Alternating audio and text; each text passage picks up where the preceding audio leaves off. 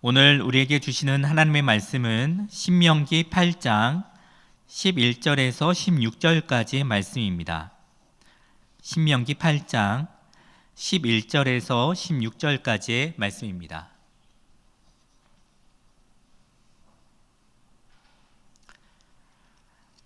찾으셨으면 저와 여러분이 한 절씩 교독하도록 하겠습니다. 제가 11절을 봉독합니다.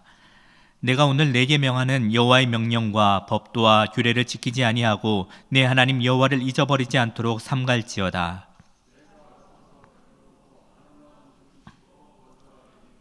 또 내 소와 양이 번성하며 내 은금이 증식되며 내 소유가 다 풍부하게 될 때에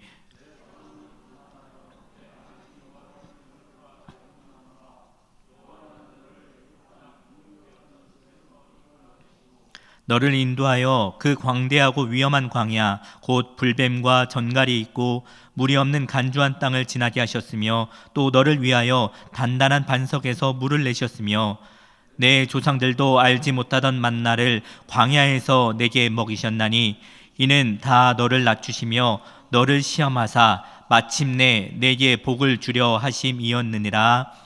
아멘. 오늘은 올해 마지막 금요 기도회입니다. 지난 한 해 동안 우리의 삶을 잠시 되돌아보는 시간이 되었으면 좋겠습니다. 하나님께서 올 한 해에도 저와 여러분의 삶을 인도하셨습니다. 믿으십니까? 네, 그러시다면 하나님께서는 여러분의 삶을 어떻게 인도하셨습니까?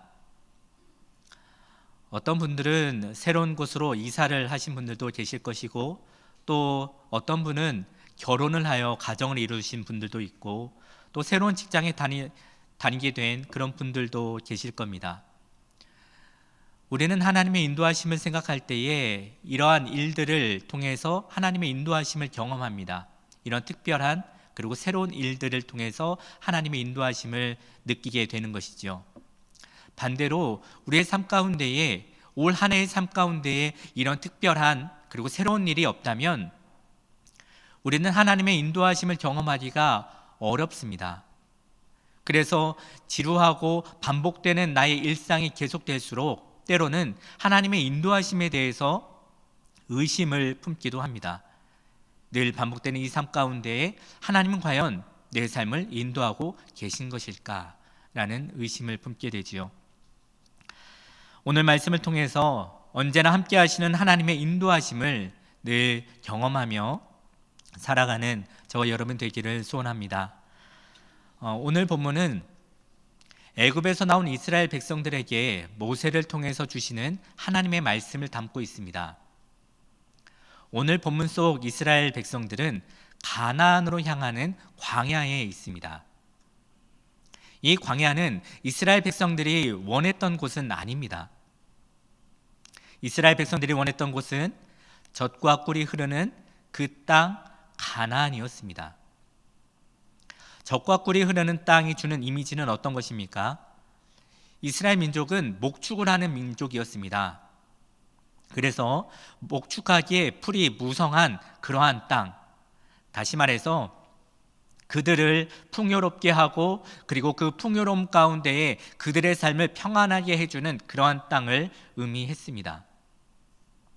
그런데 하나님께서는 젖과 꿀이 흐르는 땅과는 정반대인 광야로 이스라엘 백성을 인도하셨습니다. 그 광야를 오늘 본문 15장 15절에서는 이렇게 표현하고 있습니다.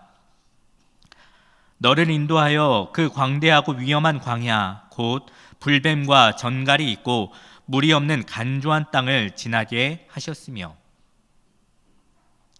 하나님께서는 이스라엘 백성을 광야로 인도하셨습니다. 그 광야는 광대하고 위험한 광야, 불뱀과 전갈이 있는 곳, 그리고 물이 없는 메마른 땅, 그리고 절대로 이스라엘 백성들이 원하는 풍요로움을 가져다 줄 수 없는 땅이었습니다.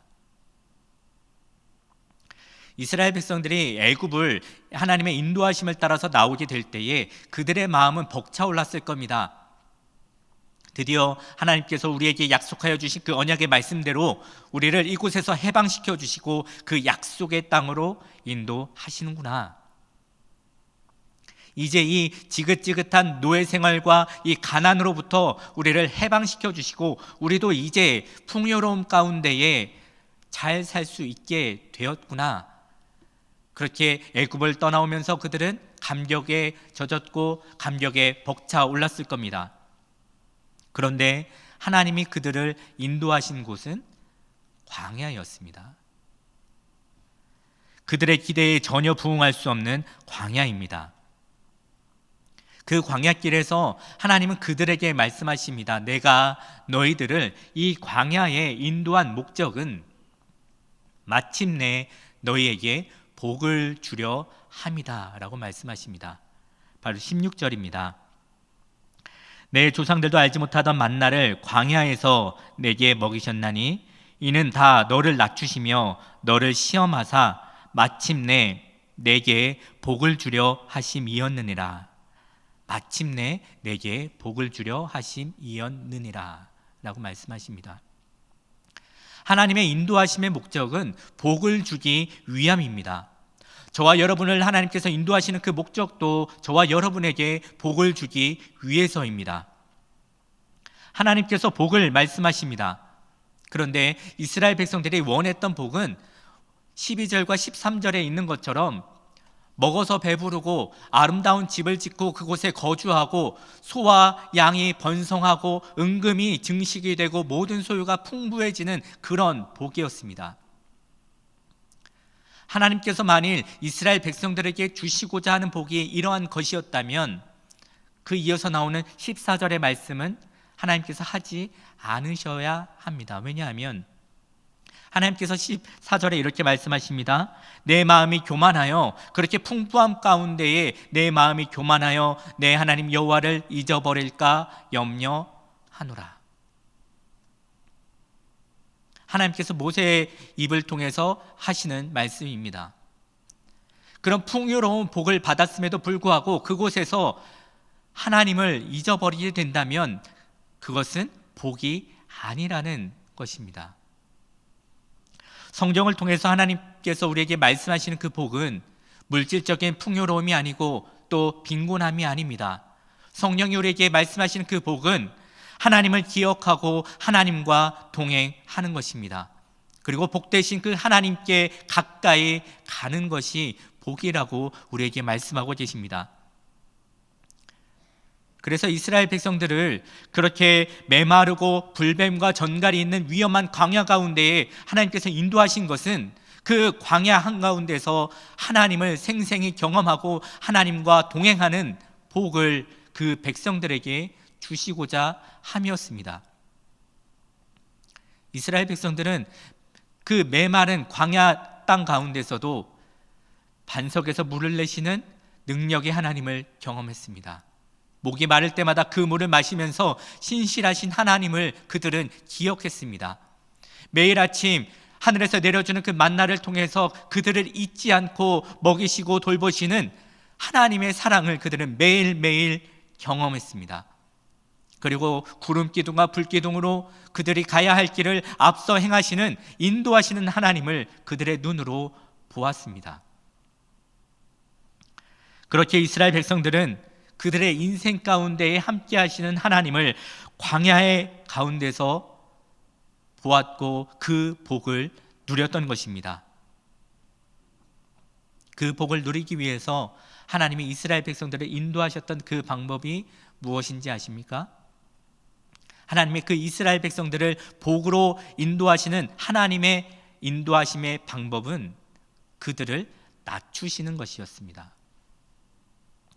16절에 번역된 낮추시며라고 번역된 안노테카라는 단어는 천하게 하다, 낮추다, 그리고 괴롭게 하다라는 뜻을 가지고 있습니다. 그러니까 하나님께서 이스라엘 백성, 하나님의 백성들을 낮추시고 천하게 하시고 괴롭게 하셨던 것입니다. 광야 생활의 궁핍과 고통을 통하여서 하나님을 찾고 전적으로 하나님을 의존하도록 하시려는 하나님의 선하신 뜻이었습니다. 그리고 성경은 우리의 그런 낮아짐을 통해서 하나님께 이르는 복으로 갈 수 있다고 우리에게 알려주고 있습니다. 우리의 낮아짐은 오직 하나님만이 하실 수 있다라는 믿음이고, 우리의 낮아짐은 하나님만이 높아지셔야 한다는 겸손의 모습입니다. 하나님께서 애굽의 종으로 있던 이스라엘 백성들을 인도하셨습니다. 복의 자리로 인도하셨습니다. 인도하신다라는 것은 반드시 분명한 목적과 뚜렷한 방향성을 가지고 있습니다. 누군가가 나를 인도한다고 할 때에 그 사람이 나를 왜 인도하는지도 모르고 그 목적도 모르고 어디로 가야 할지도 모른다면 우리는 그것을 인도한다고 이야기하지 않습니다. 그것은 방황하는 겁니다. 하나님께서 이스라엘 백성들을 인도하셨습니다.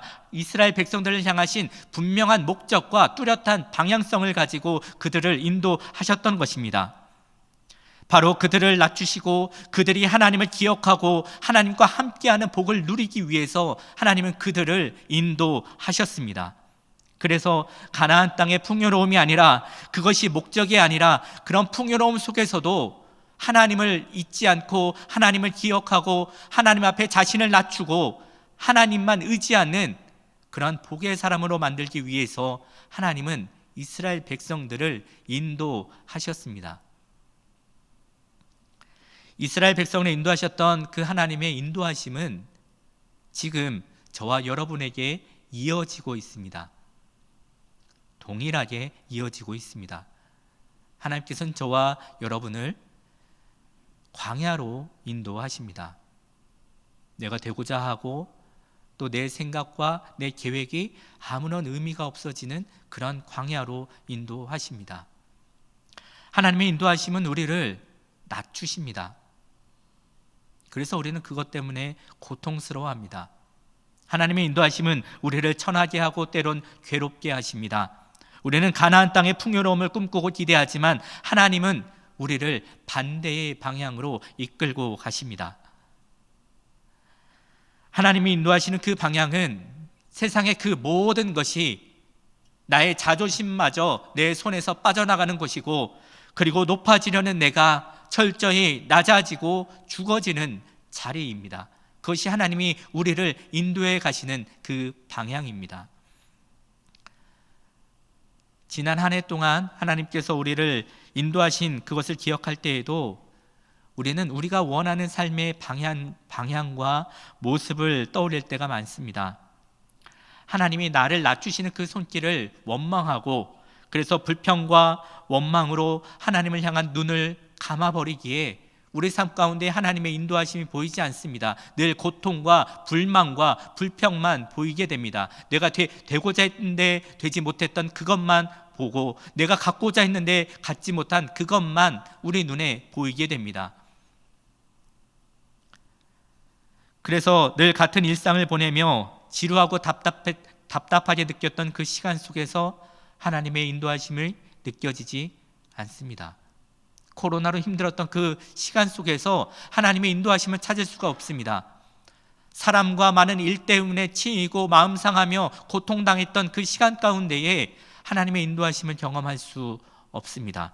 그것은 하나님이 우리를 떠나셨기 때문이 아니라 우리가 하나님께 눈을 감아버렸기 때문입니다. 우리의 눈이 하나님의 인도하심과는 반대 방향을 바라보고 있기 때문에 그렇습니다. 이스라엘 백성들이 마치 가나안의 풍요로움만을 꿈꾸고 바라봤던 것과 마찬가지로 말입니다. 그러나 하나님의 인도하심은 우리 모든 일상의 방향을 하나님의 복된 자리로 이끌고 계셨습니다. 때론 답답함을 느꼈던 그 시간도, 억울함과 분노를 느꼈던 그 시간도, 그리고 고통과 아픔으로 눈물을 흘렸던 그 시간도 우리를 하나님만 의지하고 또 하나님만 바라보도록 우리를 낮추시는 그 방향으로 인도하고 계셨습니다. 우리의 낮아짐, 또 우리의 천하여지는 그 모든 것들은 단지 고통만 주는 무의미한 것이 절대로 아닙니다. 그 모든 것들은 하나님이 우리의 삶을, 우리의 존재를 하나님의 자리로, 하나님의 복의 자리로 인도하시는 하나님의 인도하심의 방법입니다. 그래서 힘들고 고통스러운 모든 순간이 하나님이 나에게 무관심한 것이 아니라, 하나님의 저주가 아니라 하나님께서 나를 낮추시고 마침내 나에게 복을 주려 하시는 그런 하나님의 선하신 인도하심임을 우리는 깨달아야 합니다. 하나님의 인도하심은 눈에 보이는 많은 일들과 환경을 통해서만 이루어지지 않습니다.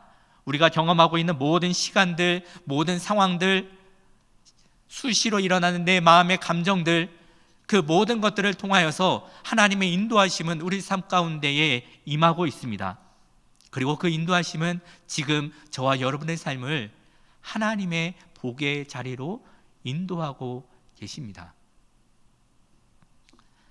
여러분, 다시 한번 그 지난 한 해의 삶을 되돌아보십시오. 지난 1월부터 지금 12월 30일 이때까지 그 지난 삶 가운데에 하나님의 인도하심이 여러분 분명히 보이십니까? 내가 원했던 일이 잘 되고 내가 하고자 했던 그것이 된 그 일 외에도 내가 힘들고 고통스럽고 때로는 너무나 반복되어서 어떻게 시간이 지나갔는지 모를 그 시간 가운데서도 하나님의 인도하심은 여전히 우리 삶 가운데에 함께하고 계셨습니다. 우리를 낮추시고 우리의 모든 것들을 다 놓게 하시고, 그래서 오직 하나님만을 바라보게 하신 것입니다. 그래서 생각지 않았던 일들과 그런 상황들 속에서 내가 의지하는 모든 것들이 다 끊어지고, 또 나를 낮추셔서 오직 하나님 앞으로 기도의 자리로 나오게 하신 하나님의 인도하심을 우리는 깨달아야 합니다. 하나님의 인도하심은 항상 우리를 이렇게 복의 자리로 이끄십니다. 이 말은 우리가 어떤 상황과 어떤 어려움이 있다 할지라도 그것은 반드시 우리에게 복이 된다는 사실입니다. 우리에게 어떠한 일이 닥친다 할지라도, 우리 앞에 어떠한 상황이 펼쳐진다 할지라도 그것은 우리에게 반드시 복이 됩니다. 왜냐하면 하나님의 인도하심이 우리 삶 가운데 영원히 있기 때문에 그렇습니다. 하나님의 인도하심은 우리를 반드시 복의 자리로 인도하십니다. 그래서 우리 앞에 척박한 광야가 끝없이 펼쳐진 듯 보인다 할지라도 우리는 그 광야 한복판에서 하나님으로, 하나님의 입에서 나오는 말씀으로 살아가는 법을 배우게 될 것입니다. 우리가 가는 길에 불뱀과 정월과 같은 많은 어려움과 고통이 있다 할지라도 우리는 그 길에서 주의 지팡이와 막대기가 우리를 안위하시고 보호하시는 그 보호를 경험하게 될 것입니다. 우리 인생에 우리를 힘들게 하는 사람으로 인해서 우리는 사람을 기대하거나 사람을 의지하지 않고 하나님만을 의지하는 법을 배우게 될 것입니다. 우리 삶 가운데에 재정적인 어려움이 있기에 이스라엘 백성을 만나로 먹이셨던 것처럼 그 하나님을 우리는 날마다 바라보고 그 하나님의 역사를 날마다 생생히 경험하게 될 것입니다. 그것이 하나님과 함께하는 복입니다. 하나님이 우리들에게 주시고자 하는 복입니다. 저와 여러분을 향한 하나님의 인도하심은 영원합니다. 2022년도 한 해 가운데서도 함께 하셨던 것처럼 다가오는 새해에도 하나님의 인도하심은 우리와 함께 하십니다.